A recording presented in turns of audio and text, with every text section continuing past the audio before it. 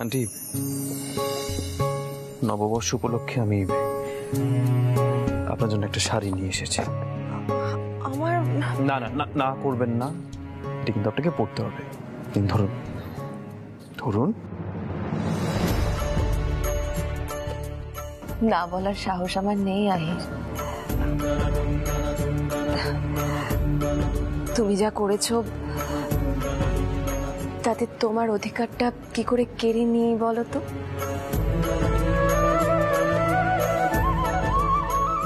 আমিও তো তোমার মায়েরই মতো নাকি? কিন্তু বাবা, আমি যে কিছুই কিনিনি। কিচ্ছু লাগবে না, দাদু আগে সুস্থ হয়ে উঠুক। দাদু সুস্থ হয়ে ওঠার পর আমাকে একখানা বাজনা তৈরি করে দেবে। হ্যাঁ, তাই তো? অবশ্যই। দাদু, এটা আপনার জন্য। হ্যাঁ, আমি জানি আপনি পড়বেন। ধরুন।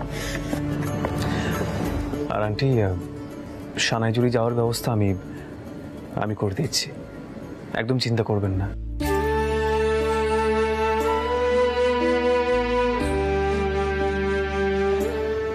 আর কখনো যদি পিলুর কথা মনে পড়ে,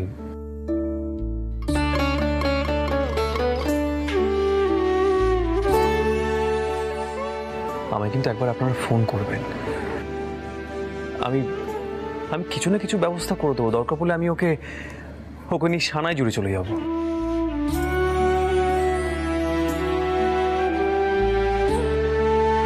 কিন্তু আমাকে ফোনটা করবেন প্লিজ।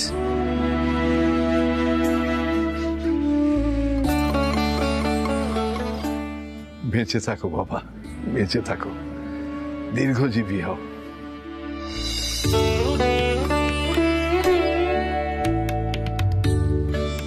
পিলু দিদি ভাই, এবার তো তোর বজরংবলী তোকে অনেক কিছু দিল রে।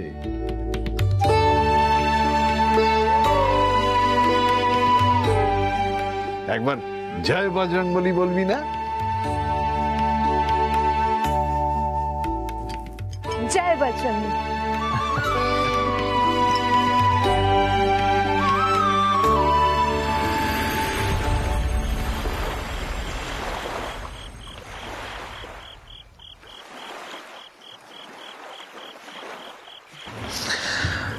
মা, আমি ওই তো পিলু, চলে এসেছিস তোরা? তোর মা ঠিক আছে তো? কল্যাণী বৌদি সানাইজুড়ি ফিরে যাইতেছে তো? হ্যাঁ ছুটকা, আমি কইছিলাম না মা, কল্যাণী বৌদি কলকাতায় থাকবো না। আসলে মার স্কুলও তো আছে, এতদিন ছুটি পাবে কি করে? মা, আজ যা হয়েছে সেটা কিন্তু ভালো হয়নি। আমার মনে হয় রিজুলাকে না সত্যি কথাটা সরাসরি জানিয়ে দেওয়া উচিত। পিলু যে কল্যাণীর মেয়ে, আমার আর এক সন্তান, সেটা রিজুলার জানা উচিত।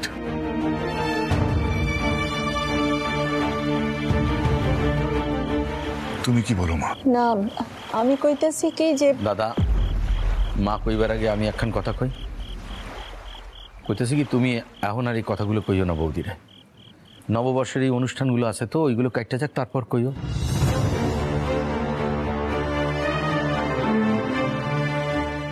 বোঝাই তো যাইতেছে যে বৌদি এই কথাগুলো খুব একটা ভালোভাবে লইব না।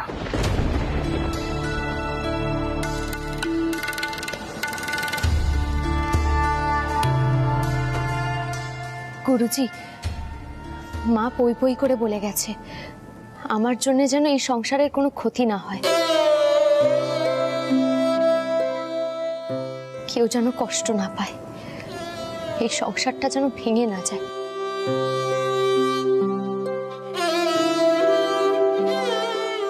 গুরুজি, এই সংসারের কোনো সমস্যা হলে কিন্তু মা খুব কষ্ট পাবে। আপনি দয়া করে এটা হতে দেবেন না।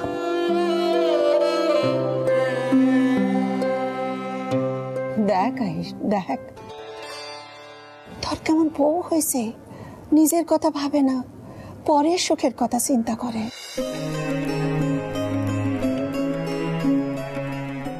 এই না হইলে কল্যাণীর শিক্ষা।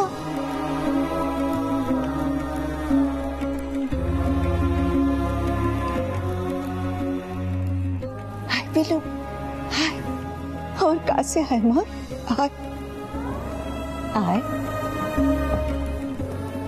থামাম, চা খাবে তোমরা? করবো না, এখন চা খাবো না।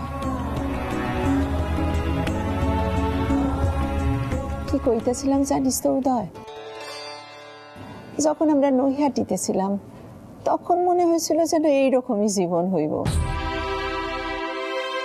এখন তো দেখতেছি সব অন্যরকম হয়ে গেল।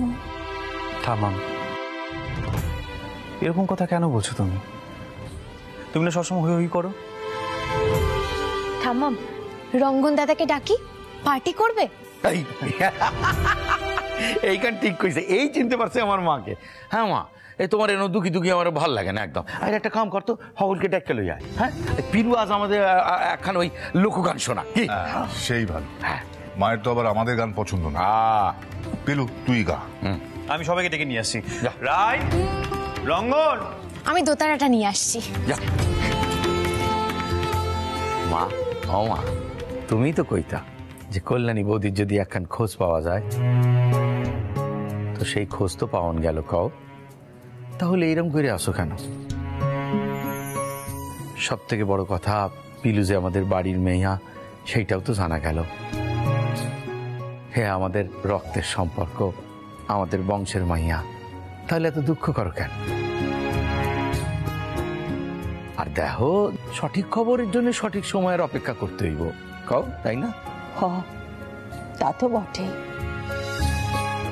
তবে পিলুটা জীবনে কিছু পাইল না। পিলুর ভাগ্যটা যেন কল্যাণীর মতো না হয়, এইটাই কইতেছিলাম। কি ব্যাপার, কি হচ্ছে? গানের আসর বসছে নাকি আদিত্যদা? হ্যাঁ, ওই পিলুকে গাইতে বললাম। বাহ, খুব ভালো করেছো। পিলু গান গাইছে? কইও ফোক সং হবে, আমি কিন্তু কভার করব। আরে রাই, কি বলছিস কি তুই? সুরমন্ডলের ব্র্যান্ডটা নষ্ট করবি? ও হ্যাঁ, ওখানে তো ক্লাসিক্যাল মিউজিকের ব্র্যান্ডিং করা আছে। এক্স্যাক্টলি। সত্যি কালে কালে কি দিন এসে পড়ল। গানের ট্রেন্ডিং, ইমেজ বিল্ডিং, তোরা যে কি বলিস না, আমার মাথায় কিচ্ছু ঢোকে না, বিশ্বাস কর। আমরা জানতাম গান মানে সাধনা। এই তো পিলু, শুরু কর। আর তোরা দাঁড়িয়ে থাকিস না, বস বস বস।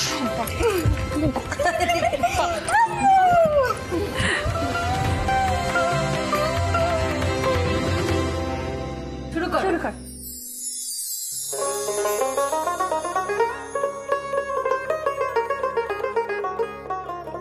ইশারায় কইবি কথা,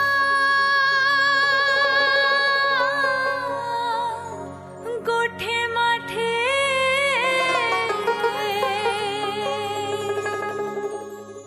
দেখিস যেন কেউ না জানে, কেউ না বোঝে। দেখিস যেন কেউ না জানে, কেউ না বোঝে, কেউ না শোনে। কিছুদিন মনে মনে, কিছুদিন মনে মনে ঘরের কোণে, কিছুদিন মনে মনে ঘরের কোণে, শ্যামের পীড়িত রাখ গোপনে। কিছুদিন মনে মনে।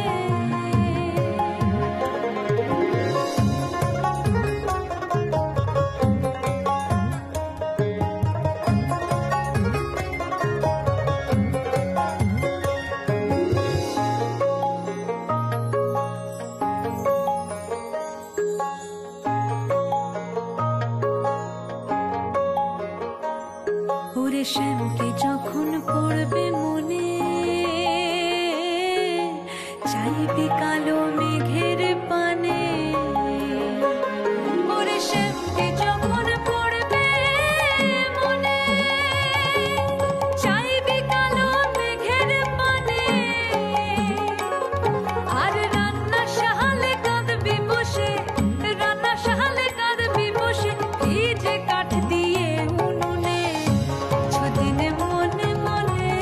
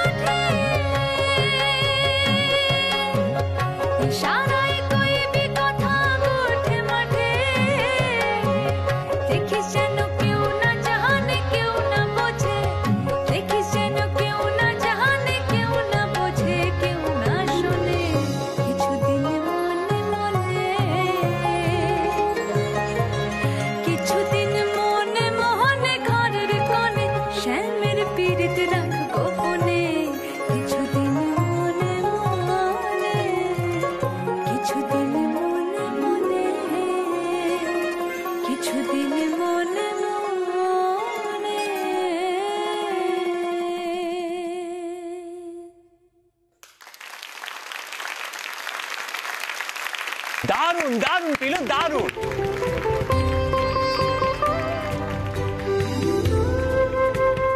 খুব ভালো হয়েছে পিলু, খুব ভালো হয়েছে। খুব সুন্দর হয়েছে।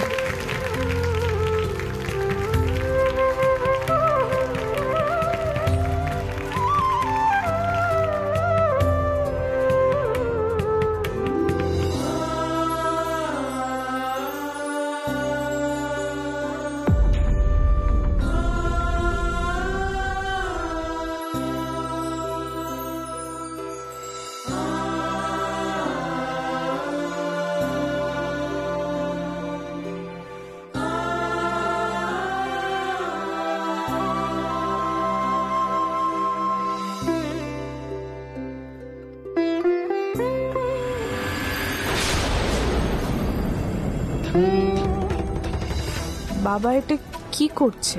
পিলুর জন্য পিৎজা অর্ডার করছে, পিলুকে রান্নায় সাহায্য করছে, পিলুর গান শুনে জড়িয়ে ধরছে। কেন? সবটাই কি পিলু আহিরের বউ বলে, নাকি অন্য কোনো কারণ আছে? কেন এতটা অস্বস্তি হচ্ছে আমার?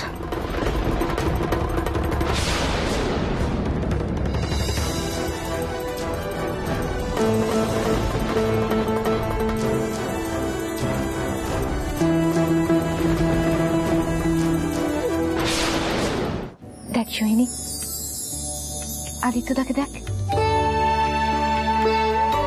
আদিত্যদাকে কিন্তু এর আগে কোনোদিন কোনো ছাত্রছাত্রীকে এভাবে বুকে টেনে নিতে দেখিনি।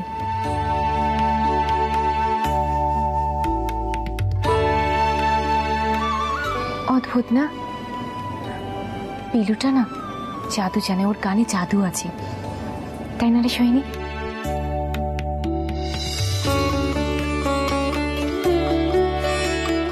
হ্যাঁ রে ঋতু, ওর গান খুব মন ছুঁয়ে যায়। মাসিমা তো বরাবরই বলেন সে কথা, একদম সত্যি। আমি ঘরে গেলাম।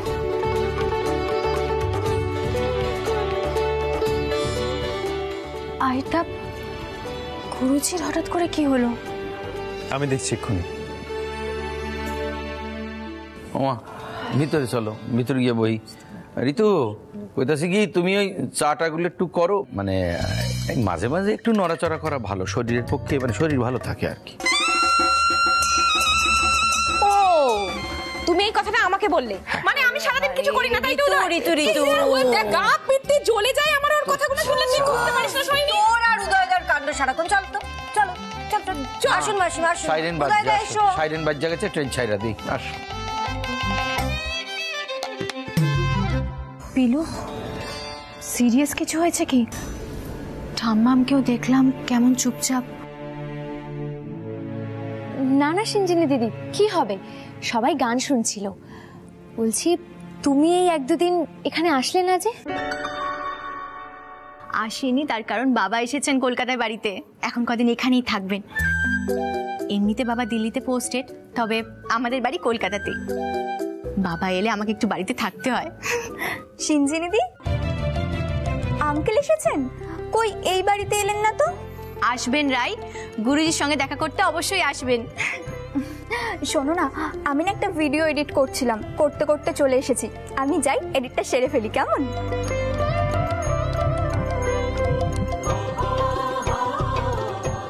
সিঞ্জিনী দিদি, তুমি একটু বসো।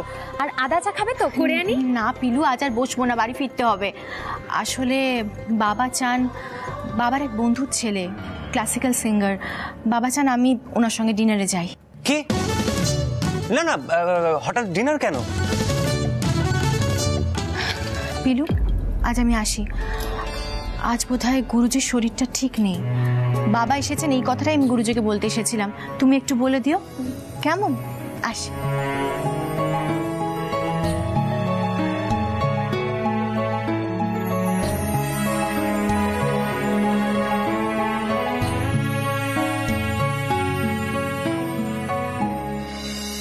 পিলু, ডিনার মানে বুঝতে পারলে না তো?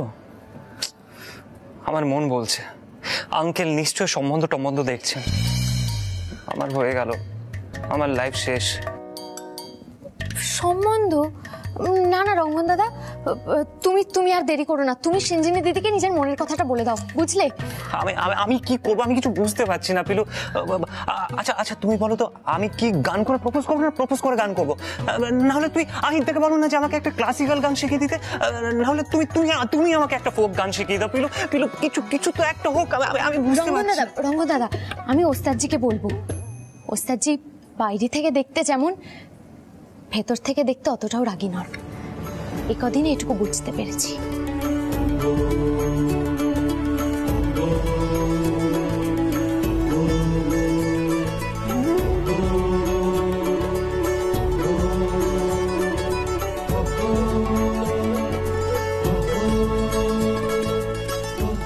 মেয়েটাকে আমি খুব বকাচকা করেছি, তা সত্ত্বেও ও আমার ভালো দিকটা দেখেছে, সেটাই ওর বড় মনের পরিচয়। মেয়েটা সত্যি আন্টির মতো, মনটা খুব বড়।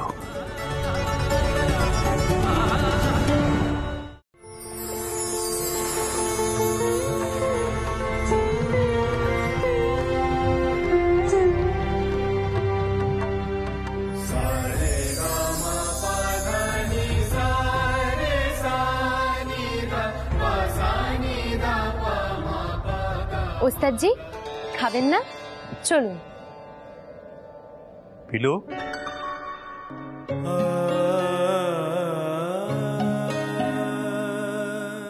পিলু, আজ গুরুজি কিভাবে তোমার গান শুনে তোমায় জড়িয়ে ধরলেন না? আসলে কি জানো তো, সন্তান যখন ভালো গান গায় না, তখন অত বড় একজন বাবারও কতই না আনন্দ হয়, তাই না? হ্যাঁ ওস্তাদজি, মনে হলো গুরুজি খুব খুশি হয়েছেন, কিন্তু আরেকটু হলে যে সবাই সবকিছু জেনে যাচ্ছিল। ভাগ্যিস কেউ কিছু আন্দাজ করতে পারেনি। আজ তুমি সত্যি ভালো করে গান করেছো। গানটা মন দিয়ে করো পিলু।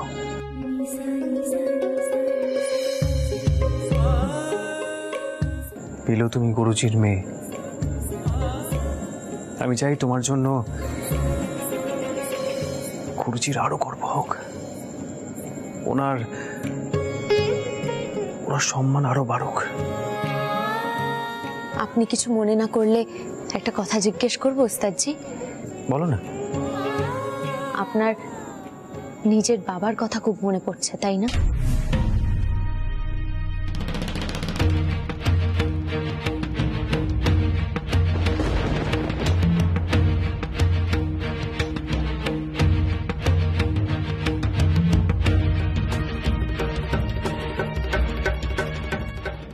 পড়ছে, কিন্তু আমি যদি তাকে এতটুকু সম্মান করতে পারতাম। পিলু, তোমার বাবার সঙ্গে আমার বাবার কোনো তুলনাই হয় না। উনি আমার মায়ের কানটাই কেড়ে নিয়েছিলেন। শুধুমাত্র তাই নয়, যখন বাড়িতে আমার মায়ের গান করাটা বন্ধ করে দেওয়া হচ্ছিল, তখন উনি চুপ ছিলেন। শুধু তাই নয় পিলু, এই কাজের জন্য উনি আজও লজ্জিত নন, উল্টে আমার মাকে দোষারোপ করেন উনি। পণ্ডিত বসু মল্লিককে সম্মান করা আমার পক্ষে সম্ভব নয়। ওনাকে বাবা বলে ডাকা তো দূরের কথা, ওনার আমি কোনদিনও শ্রদ্ধা করতে পারবো না। তাতে আমার মা কষ্ট পায়, কিন্তু আমার কিছু করার নেই পিলু।